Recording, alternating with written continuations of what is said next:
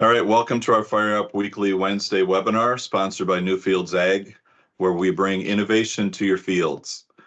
We encourage you to visit our full service website at newfieldsag.com, where you will find a complete listing of Newfields Ag products, product descriptions and videos, use and application instructions, contact information for your local dealer, pricing, and a lot more.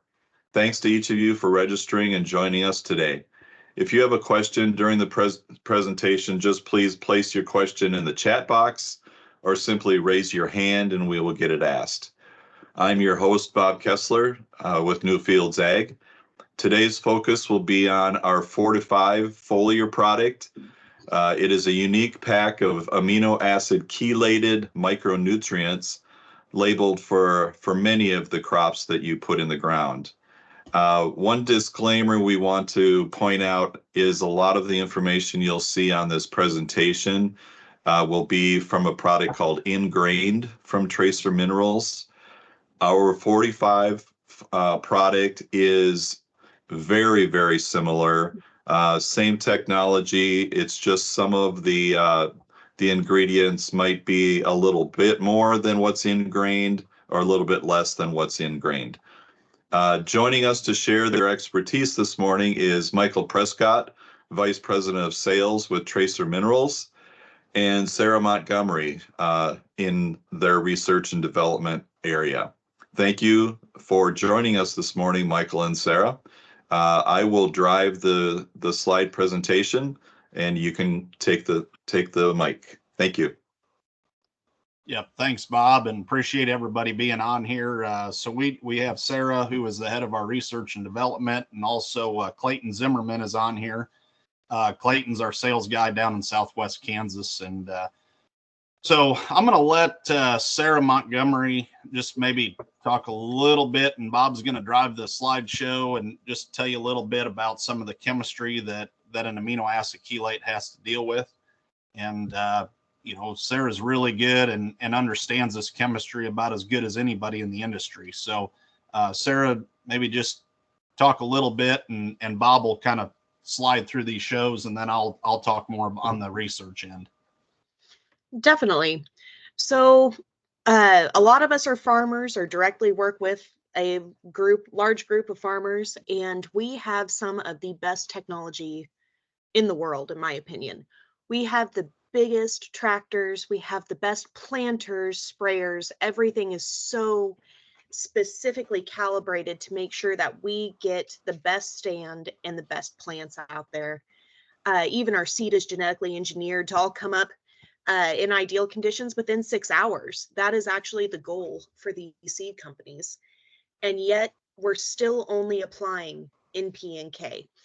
Sulfur is starting to get a little bit more popular, but really we're just still focusing on the big three. And I really think we're missing the ball on that. And Newfields Ag definitely agrees with us.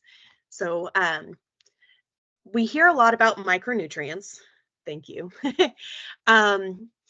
We hear a lot about micronutrients, and everybody has that snake oil hesitation. They've heard of micronutrients that may have worked, and they've heard of micronutrients that definitely didn't work and spent a ton of money. And sometimes we're working with a demographic that may not be as open-minded as in other industries. So one of the things we've noticed that maybe if the micros aren't working, they weren't the right ones to begin with.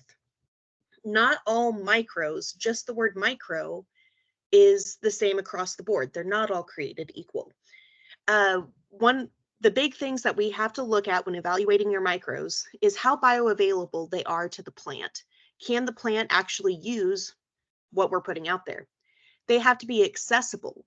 They have to be easy for the farmer to get, because if the farmer can't get a hold of them, then the plant isn't going to be able to either.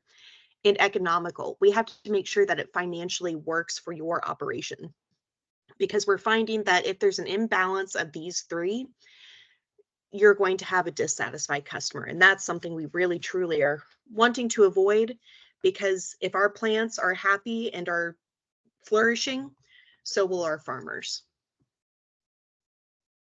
Next slide, please.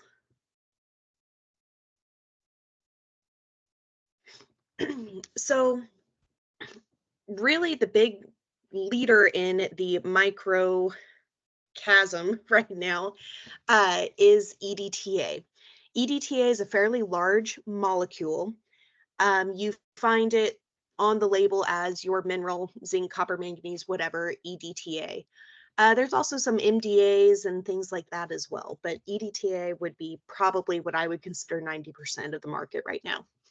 So what makes an EDTA molecule different from an amino acid chelated mineral is, if you notice, EDTA has a lot of offshoots, a lot of different elements that make up EDTA. It's a fairly large molecule and it's pretty cumbersome. It's large.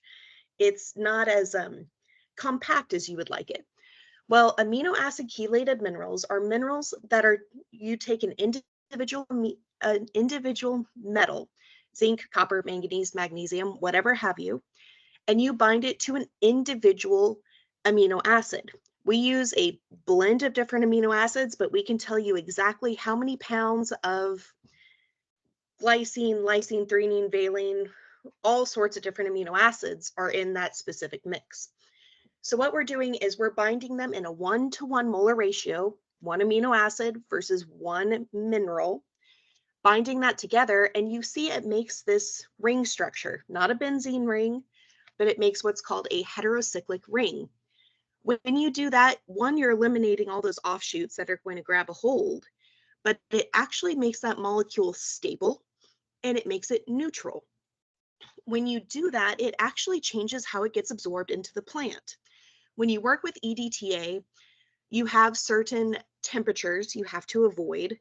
Sometimes they say if you add blowers to your sprayer or other Y drops, things like that, because you are having to target different areas, we are able to avoid that with amino acid chelated minerals. So we'll go on ahead to the next slide to show you what the leaf kind of looks like and how that is actually entering into the leaf. So this is the cross section of a leaf. You have the little leaf hairs on the very top side, and then on the underside you have those stoma, multiple stomata. They are basically little mouths. This is where the plant, when conditions are right, will open those little mouths, those stomata, and exhale oxygen and bring in carbon dioxide. Well, this is also where a lot of your inorganic minerals are able to enter in the leaf of the plant. Most of them actually go in through the roots, but if you're doing a foliar application, this is where they enter. This is why when you use EDTA, you usually have to spray below, I've always heard 86, and I have people that say less, because you want to be able to target when those stomata are open on that plant. So the EDTA actually has to enter in those little mouths, and then when it enters into the plant, it is transported via the xylem. The plant has two vascular systems. One is the xylem and one is the phloem. Phloem is the plant blood, the plant sap. It goes like your circulatory system all over the body. Xylem is usually from root to stem to leaf out. Xylem is like your digestive system. It's usually just a one-way process. The difference between the amino acid chelate and EDTA is because we are stable and neutral, we are actually able to pass through the waxy cuticle of the plant. So if the product is sprayed on a leaf on the top side where there are very, very few stomata to none, we are able to pass through that waxy cuticle, get into the phloem, and the plant's able to move that nutrient where it needs to, whether it's to the grain portion, whether it's to buds, going down into the roots, wherever that plant needs that mineral, it's actually able to flow it around like your bloodstream. So this is a really big deal because we are able to be applied at potentially less than optimal times. You don't have that essentially a salt burn like you see with some of your sulfates and your chlorides, things like that. we're able to get into the plant more efficiently and effectively. And we actually did some radioactive isotope studies to show how fast we're able to enter into the plant. So that has been really cool, really different, and it's just less cumbersome way to enter the plant to make sure we get that proper nutrition. So if you go to the next slide, you can actually see a diagram of our, a diagram of our amino acid chelated minerals that have that neutral charge are able to slip past those root hairs and into the waxy cuticle, whereas other minerals get hung up and they either just don't enter the plant, or actually, depending on the chemical structure, they might sit on top of that plant, start drawing moisture out, and cause that burn effect. Next slide. So when do you apply this 4 to 5 product? Really, we like to tell people that the best time to apply it is when you're already out in the field. You're already making those passes. You already have to accept that compaction and that time commitment. These products mix really well with a large portion of other products. We try to encourage jar testing because companies change their formulas more often than you would think. And so we have done some work with different fungicides, different commercially available herbicides, pesticides, and we have found that they do mix very well. University of Tennessee did some work looking at adding acids to different herbicide products and actually found that a little bit of an acid makes them more efficacious. And 4 to 5 is a little acidic, so that's kind of cool. Really, we try to target those optimal growth point times. Usually you see post-emergence sprayed at these times. So we really try to make it economical and just respectful of our farmers' time. So corn, we like to see in that V5 to V12, soybeans, you see in the R3 to R6, all the way down. But like we said, really it's when you're already out there is one of the best times to do this.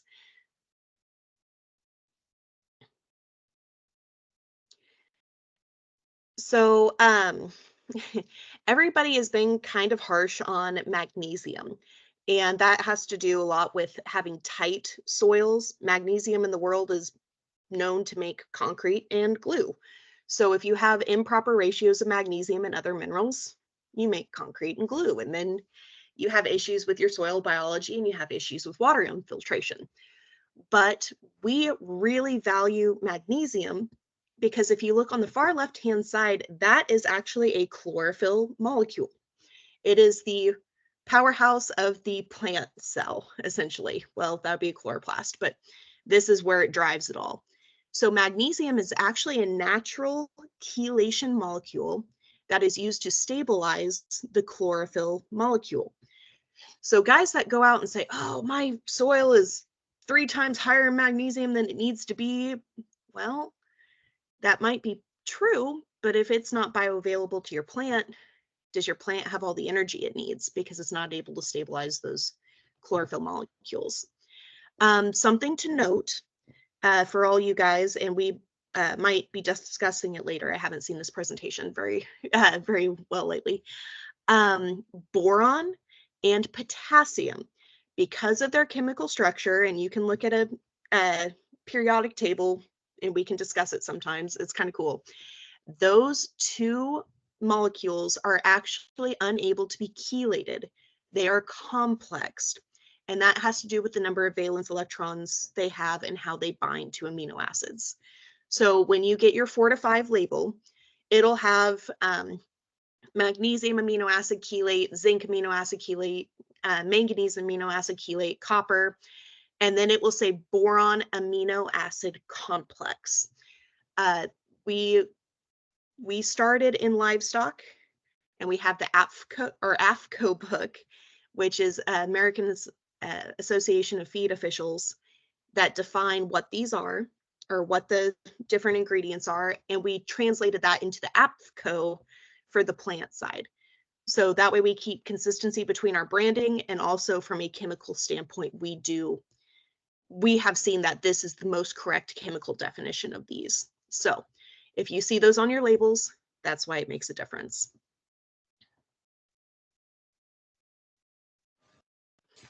I'm going to go ahead and kind of take over on this deal. Does anybody have any questions for Sarah before we move on? And if not, we can keep rolling. But if you would like to, one moment. I think Brad Zimmerman, maybe it popped up quickly in the chat.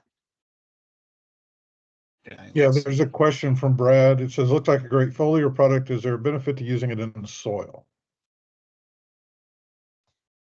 So we've actually, all of our research is going to be based on a foliar applied or foliar applying either 4 to 5 or, the amino acid chelates. We have done some work with some guys more on the pasture side of things down in Southwest Missouri, where this product was, even though it's a liquid form, they did a dry fertilizer program. So we impregnated the dry fertilizer. And, it's very hard to measure the forage side of things because we don't have the technology like you have a combine going through the field to know exactly how many bushels per acre we're getting. But we've had a lot of, customers and guys come back to us and say, hey, we're getting about a 20 to 25% bump on our forage yield. And also we're testing the zinc, the copper, the analysis, even relative feed value on those forages, and we're bumping that up. So we're making it, more nutrition value for the livestock. So in one way, I'm going to tell you yes. I have done another trial at Illinois Central College right there, I believe at Eureka, Illinois, with, I'm trying to think of what the kid's name is, but he did an in-furrow study. And I want to say it was like 1 to 3 bushel better. Don't quote me on that, but it was done in furrow. But the thing about it is these chelates will not blend very nicely with an orthophosphate. So if you have someone that's doing an orthophosphate fertilizer program in furrow, I'm going to suggest do not add it to that mix. But if they have another applicator that they can go by itself, that would be a great situation to go ahead and add it there. So I'm going to tell you yes and no. There's a little bit of data out there, but not a ton of research. Hopefully that answers your question. That was a very good point, Mike. Essentially, when you put something in the ground, like a fertilizer, yes, you are feeding the plant somewhat, but really what you're doing is feeding the buggies. You're feeding your microbes, your fungus, your little creatures in the soil that are then going to have that symbiotic relationship with your plant roots. So you're making the plant happy by bumping up those microbes, but it also depends on your microbial activity in your soil at that point as well. And very good point about the phosphates. If you ever spill bleach on your skin, which is a high pH product, and it feels soapy, well, that's because it's actually dissolving your skin and making soap. So phosphorus is that higher pH product as well, and it loves to make soap out of organic compounds. And so just something to keep in mind. Phosphorus does not like to play nice with much. But it really does not like amino acid based products. You can make some really cool gravel with zinc sulfate and phosphorus as well. So just kind of keep that in mind as well. Yep. There's another question that came through on the chat here, Michael and Sarah, that it's asking about a specific product, but it's more of a stability type product. It says, would a product like Rainfast negate the impact of amino acid chelates? It increases carrier water tension, so water beads and run over the leaf margins to carry product to the stomates, commonly used in foliar feeding and fungicide applications. Would a product like that have a negative impact if it was included with the amino acid chelated application? So I'm not super familiar with rainfast, but if it's really messing with the surface tension and the polarity of water, or that is caused by the polarity of water, where we have that electrically neutral charge, goodness, um, it should not change that because we'll probably still sink to the leaf surface. If we do end up going through the stomata, that's not a big deal for the plant either. It recognizes that protein in the amino acid and moves it where it needs to. So I really don't think it should be an issue. I always say jar test just because you never know, but I think you should be fine. Sarah, I think you commented or during your presentation, you talked about the fact that you don't have to go through the stomata to deliver this. And so, right, so is that what you said? Is that a benefit that we could see by the foliar application of this product, or is that something that we, did I mishear that? I'm so sorry. I kind of missed your question there. It cut out for a second. So the question was about the inclusion of something that will help stick it to the leaf. Do we need to be worrying about that with this 4 to 5 application? It's Because it's not necessary. Okay. That's the point I was trying to make. Thank you. Gotcha. Yep. You don't have to add a stickiness product to it. 4 to 5 is has a very high dry matter content, and so we're talking 40% plus dry matter in this beautiful blue solution. It's gorgeous. But it has a natural, just kind of stickiness to it. Think like sugar, water, or soda. So it will naturally stick to the surface of the leaf and enter in. So you don't have to add anything to it. But if you have other products that require that, it should not negate the effects or cause detriment to the 4 to 5. Thank you. And I'll also add just one thing. The cool thing about our amino acid chelates, we use these a lot, even in the human health world and in the livestock world and the crop world. And so, like Sarah said, we can go on the top side of that leaf and get absorbed, or, we can still go through the stoma. And so it's kind of like a double whammy that, hey, we can get absorbed in 2 different areas where some of those products are only able to be absorbed in one spot. And so now you got flexibility there. So I just wanted to add that in with using these amino acid chelates. All right, Bob, let's go back to that corn slide and then we'll get started. On this one corn deal, this is actually a picture of Sarah's corn. This is the initial first year that we did this back 4 or 5 years ago. Now some of us, and I grew up in Illinois, and I'd look at this corn and go, wow, that's not really good corn at all. But when you're in Northwest Kansas and dry land, if you look at the 2 ears, the one on the right is with the amino acid chelates and the one on the left is without. And when Sarah and her husband did this trial the first year, because we wanted to make sure we had a product that is going to pay, or we wanted the customer or that farmer to make money. I mean, that's what we're all here for. We want that farmer to be able to make money year and year again. So, it's a trickle down effect. And so when you start looking at those ears and the tip back that the corn had without the amino acid chelates, pretty impressive. Now, this is a 21.6 bushel an acre bump. And I will tell you, some of our Kansas studies are pretty big differences. And the reason why we see that is because, one, and I'm not making fun of you, Sarah, out there, but a little bit poor quality forage, or a little bit poor quality ground.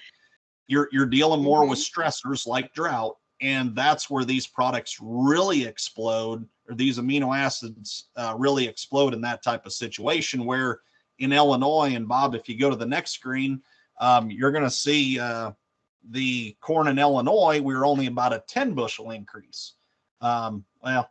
224 to 235, 11.3 bushel.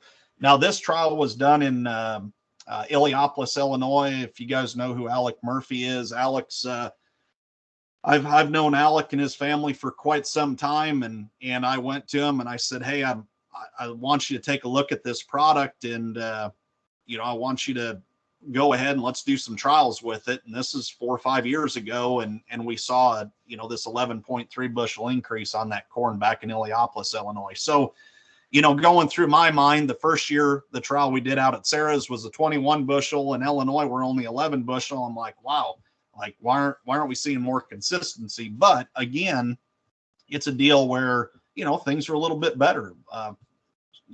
Rain and everything. We kind of have things maybe a little bit easier in the state of Illinois compared to Western Kansas. So, but definitely saw a difference here. Bob, go ahead and scroll on down and we'll. So this is what we did is we took some tissue samples on corn and looked at Illinois and Kansas compared to control. So what this graph is showing you is the nutrient increase of, if you look at let's just say the blue lines are all the Illinois and the greens are Kansas, but let's just say magnesium, for example, we were about a 65% more magnesium in that plant than what the control was. In Kansas, we're probably 8-9%. What I think is really cool is copper. And I know that if you look at the graphs, that copper deal on Kansas is way high, but we use a lot of copper from a standpoint of immunity, whether it's even human health. We use copper to boost the immunity, and if we're feeling better, we're going to do a better job or do better at our jobs. And which in turn, if the corn can have a better, healthier life, it's going to produce more yield for us. And this is a picture in the center here. I had a gentleman in Kansas I started working with, or I'm sorry, not in Kansas, in Kentucky. And what he did was it was one of those deals. He's like, he said, I'm not really sure about what an amino acid chelate is. I've always used EDTA technology. So yeah, I'll give you a shot and see what it looks like. And so they had this little triangle, as you can see. It's green, or it's a lot greener than what the outside part of that triangle is. And after about 3-4 weeks of spraying this, the farmer kind of noticed a difference in his field and climbed up on top of his grain bin. And he's like, holy cow, he says, your stuff, he called me, he said, your stuff works. And so he called his son down, got a drone out, took a picture of it. And this is a prime example of what we call drying down compared to dying down. And that outside part of that triangle is where that corn died. And this was extreme drought conditions in that area. And so that plant actually was able to do more from a standpoint of taking less moisture out of the ground and being more efficient, therefore being able to do what it needs to do and dry down instead of dying down. Go ahead, Bob, go to the next screen. This would have been the year. So if that was 4 years ago, this would have been 3 years ago. And what we did was we looked at, just some studies back in Illinois again. And this happened to be a really, really, really good year. This was done at Illiopolis again, and did not see that 10 bushel increase, but we definitely seen an increase, even though everything was right. And again, I mentioned that earlier, when the plant's really stressed, or we deal with poorer growing conditions or poorer soils, we see a bigger increase. Even though everything was just right this year, we still seen roughly a 3 bushel increase. Now I do want to point out the 4 to 5 costs an acre. When we were doing some of these studies several years ago, that product was $6. Believe, and Michael or Brian or Bob can tell you, I believe we're selling the 4 to 5 product at $7.95, somewhere in that ballpark. So that would change the ROI just a tad bit, but not, you're still definitely getting some bang for your buck. Go ahead and scroll on down, Bob. So this would have been a trial done at, I've got to think here, kind of south of Jacksonville, Illinois, kind of between Jacksonville and Springfield and south of the interstate. The 4 to 5 product, or the amino acid chelates, was 247 bushel. Now there was a competitor in this trial. it was an EDTA product, and that was 242, and then the rest of the field was 223. So, I'm never cutting down other micros at all.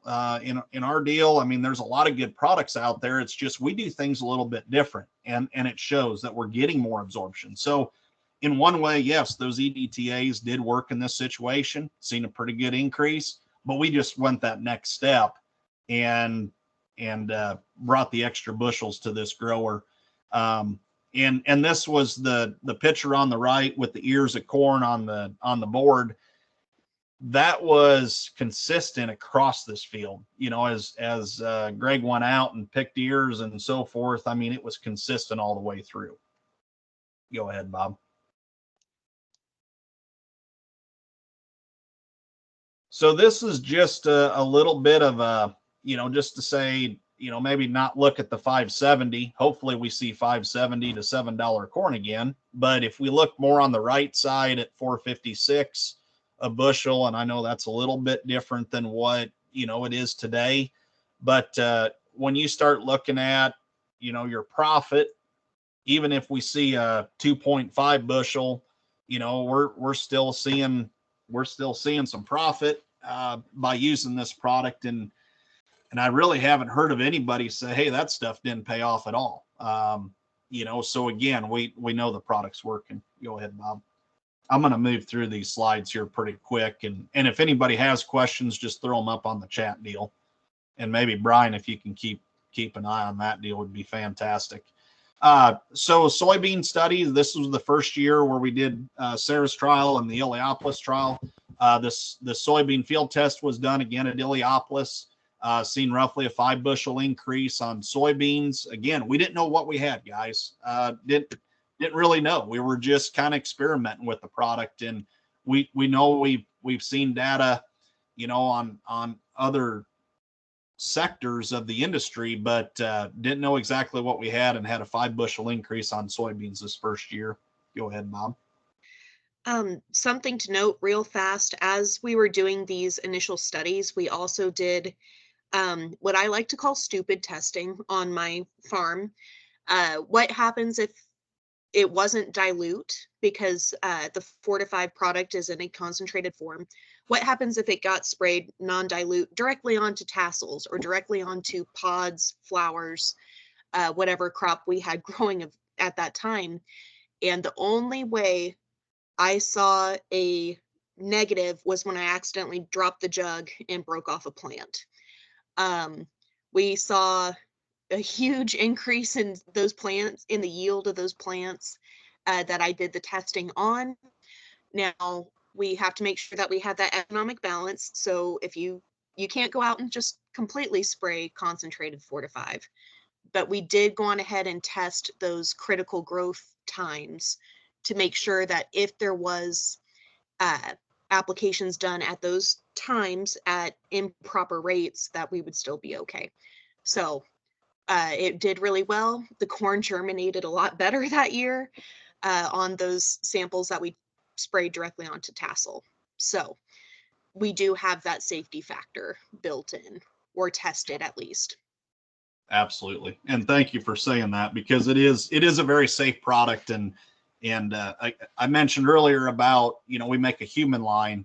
And so this product, everything in there is, if you got on your hands and then went, just happen to put it on your tongue, it is very, very safe. Very safe. So this was actually a picture on the left, I want to say in, I got to think what town, but just outside of Peoria, probably northwest of Peoria, a little ways. A grower sent this picture. He said they were out looking at the crops in an airplane, and he snapped this picture. Now, this was with the amino acid chelates along with the growth regulator.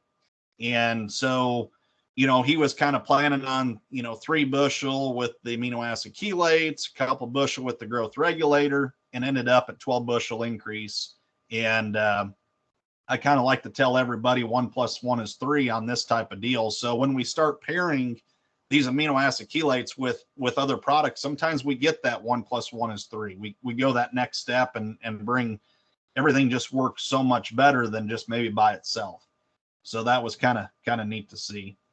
This was a picture in Kansas about the second year we were doing things, and a gentleman that we work with on the livestock side out in eastern Kansas, and he just called me up and he said my beans looked very, very pukey, and what could I do? Or he said, you were telling me about these, this technology that you guys have.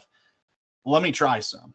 And so I stopped in, got him, sold him a couple jugs of the amino acid chelates. He sprayed it and he took a picture 3 weeks after that with his truck in the background. And I mean, he was just tickled to death on how well the product worked. And he also did a trial this year and definitely seen a pretty big increase in yield. And I don't want to tell you the wrong yield, but was pretty significant this year. And so that was 2 years doing definitely trials, or at least, pulling a control and a spot that the amino acid chelates were applied. And he said he's all in this year. He's like, I've seen it work for 3 years now. One was just kind of one of those deals that, hey, we sprayed it. The next year was more on a trial basis. The next year after that was a trial. And he's like, I'm all in now because I see your stuff working. So go ahead, Bob. So I have a question, Michael. Yes. Is there an agronomic definition for pukey? Well, we also put stuff in brackets. Your stuff really works. He didn't use the word stuff. Yeah. Started with an S, maybe? Okay. Hey, we're trying to keep this thing clean. I'll actually let Sarah talk about this one because this is her mother-in-law out in Northwest Kansas. Yep. So this is my mother-in-law. This field has been in the family for several generations, and we still flood irrigate beans on this field with PVC pipe and gates. And she always gets some flack because there's a lot of bigger farmers around us.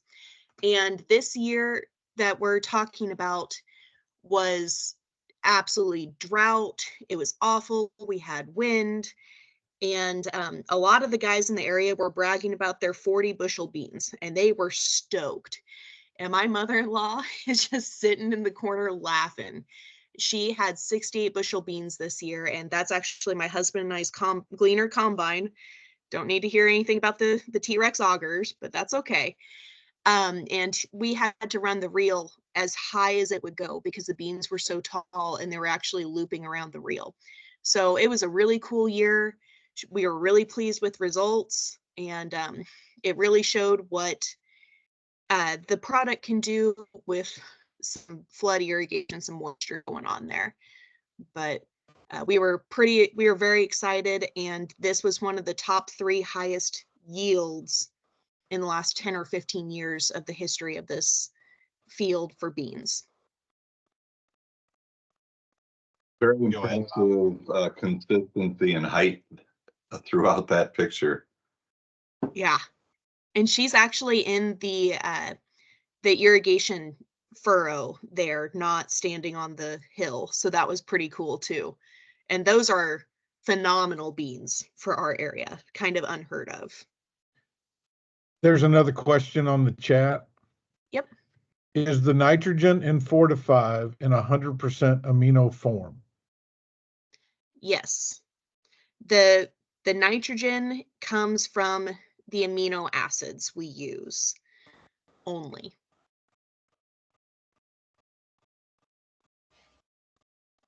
So this would be just a slide for soybeans. So definitely, just kind of looking at the different markets, and when the first year, everybody wants to know, where's my best bang for my buck if I apply the chelates? And I tell everybody, probably in that soybean sector, the way the markets are and what I've seen it do, it seems like we get the best bang out of the dollar. And as you look at this chart, we've got anywhere from 1.3 to 10 on one deal in Indiana. But when you look at this deal, definitely, I would say beans is probably the first place. Of course, as salespeople and as you guys are out selling, you know, we want the whole farm, right? Or at least get started. But I do tell guys beans is probably your number one place to go with it. So go ahead, Bob. So some wheat trial here. This was a pitcher in South Central Kansas or Southwest Kansas. This gentleman actually was extreme cold temperatures. I believe it was like -20 degrees and really took a toll on the wheat. And a gentleman called us up, said, "Hey, we heard you guys had a new product out and would like to try it." So he went ahead and sprayed it at 1 pint per acre. And this picture on the left was roughly 2 weeks after the chelates were sprayed. Now, the one on the left was not sprayed with the chelates. The picture on the right was sprayed. But again, 2 weeks after it was sprayed, pictures were taken the same time, and definitely seen a lot healthier plant when it come down to it. You can scroll down, Bob. What we see here, and pretty easy to see, is definitely where the spray boom line was. And we've even got more pictures down the way about what, even the yield difference and so forth. But just a huge difference in this wheat, just standing there and taking a picture. Now, I will tell you this, these harvest results, control was 52 bushel. The chelates were 70 bushel. And that's a pretty big swing. I've got some growers in Kentucky and in Illinois that, we're pushing 110 bushel. And, that, again, we're talking a little bit different area, but that's an 18 bushel increase in yield, which when you start talking what the wheat price is, an 18 bushel, it really paid for this grower. And as you could see, a lot taller, a lot healthier plant. Again, it's kind of same situation, that plant actually was able to do so much more than without the chelates in it. Scroll down just a little bit there, Bob.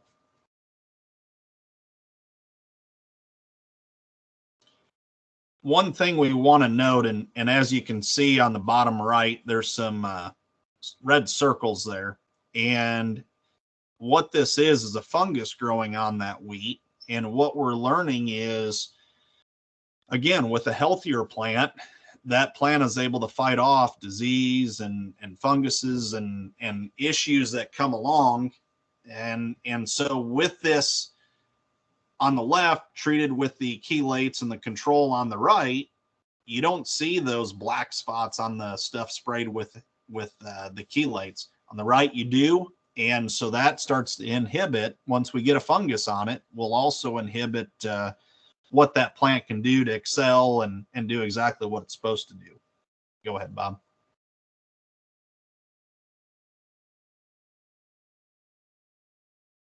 This is a gentleman in Illinois that has used the chelates and did some Kentucky trials, and far left picture is definitely a lot taller plant, a lot healthier plant. The middle picture, the chelates are sprayed on the left where the control is on the right. And we started dissecting this plant and studying it and so forth, and definitely have seen, if you look at the top right picture, the right side is the control, a lot smaller seed head, not a lot of fill there, where the left is with the chelates on it, and a lot fuller, a lot more head there to make yield. And we've seen this in Kentucky too. I think the next picture down would be the Kentucky trial, I believe. Correct, Bob? There we go. So that bottom right picture is kind of showing the same thing that we've seen in Illinois. And again, you can look at these three other pictures on the left and definitely see a difference. One question that I did get from a couple guys in the state of Kentucky is they were worried about lodging and having that plant a little bit too tall, and you start getting a pretty good seed head on, and all of a sudden you've got some product wanting to fall over. And when they combined it, they did not have that issue. He said, "Man, everything combined just fine." In the Kentucky trial, I know this one off the top of my head was one trial he did was 4 bushel increase. Now that was implying the chelates at green up. So when you put your nitrogen source down, that was applied at green up. They had a 4 bushel increase. When they applied at green up and then come back again and applied another application at fungicide timing, they had a 7.8 bushel increase. So definitely, if you have some guys that want to do a double application, you can definitely do that. You're spoon feeding that plant. And we've proven it, especially on that Kentucky trial last year, where we spoon fed that plant 2 applications, and that's a pint at green up and a pint at fungicide timing, and definitely seen that 7 bushel increase.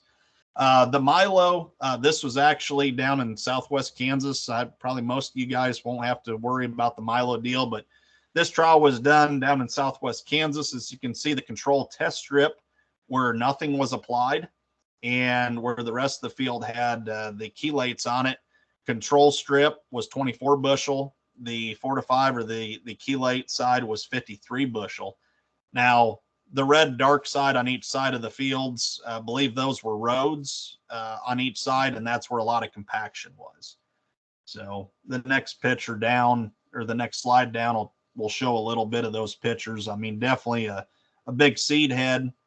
Definitely you can see the difference in yield just by visually looking at these plants. A lot healthier, handled the drought type situation a lot more efficiently than what the non-treated batch did. Yep. This was on dryland Milo. You can see a pivot in the background. That was the neighbor's pivot. But the majority of dryland Milo in that year did not get harvested because it didn't put heads on. Some people tried to bale them for forage, and they were so high in nitrate that a lot of cattle died that year too. If you went, a lot of people just decided to go on ahead and plant directly into this Milo that did not head out, and it powdered it. It was really odd. It looked like it had been tilled because the plants just had no moisture and no structure to them at all. And one thing that we think about is and what we're seeing, because we've done some studies in Nebraska on moisture in the soil. And as these plants, let's say it needs some zinc or copper. So what it's doing is it's sucking that moisture out of the ground, trying to get these nutrients. But if we're applying these nutrients foliar based and those plants are more satisfied, or we fill those gaps with the chelates, now all of a sudden that plant's not sucking that moisture out of the ground. And that's a prime example of why we're seeing these bigger yields in Western Kansas than we are probably anywhere else, is because of the situation that Sarah just mentioned. When it gets dry, it gets dry. And this is another study that we've done on a Milo yield increase. I mean, we're talking 20 bushel and 12 bushel. So when you start taking $7 or $7, well, let's just say $7.95 or $8 an acre, and we're starting to see the ROI up in the 50s to 90s, that's a huge win for that farmer, especially in today's world, because now, as these crop prices come down a little bit, we still have a lot of input cost. The cash rents at $300 to $400 or $500, who knows what that'll do, but they just seem like they keep going up. So now we have to be more efficient. This is some pictures in the far left with some cotton fields. If anybody wants to do some cotton studies, if you guys know of anybody, we're really interested. This just happened to be a gentleman I knew down in Florida, and he used it on his whole farm.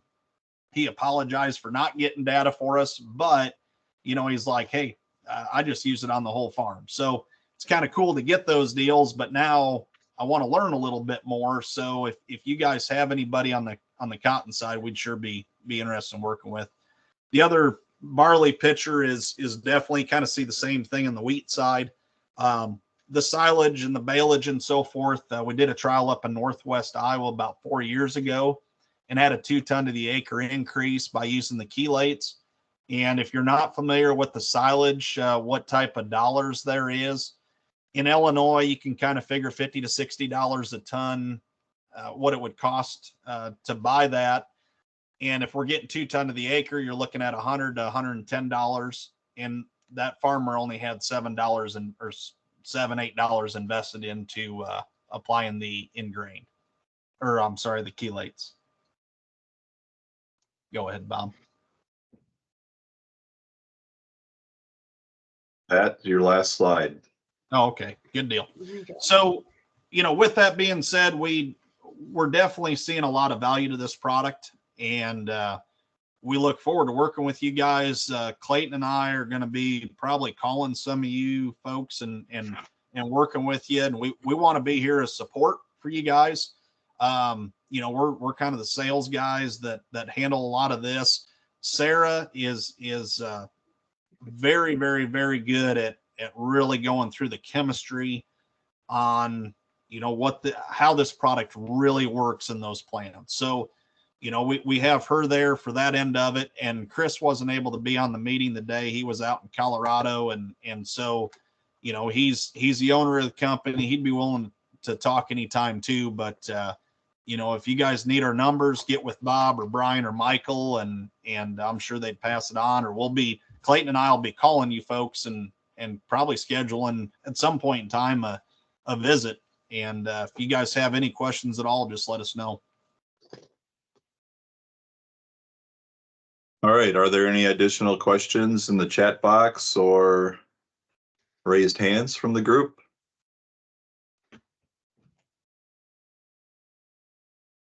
Nothing there currently, Bob. Okay. Well, again, thank you, Michael, and thank you, Sarah.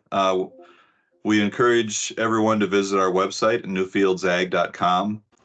Again, for the complete product information, there's more information on this 4 to 5 product on our website. You can also find your local dealer that sells our products and services. Thank you for joining us today. As always, we hope to see you here next week when Newfields Ag presents our Fire Up Weekly Wednesday webinar, with the week's topic being Growthful. Mike Skinner will be joining us to present on the product that we carry called Growthful. Again, farm with innovation, farm the future, farm with Newfields Ag. Be safe and have a great rest of your week. Thanks for joining us.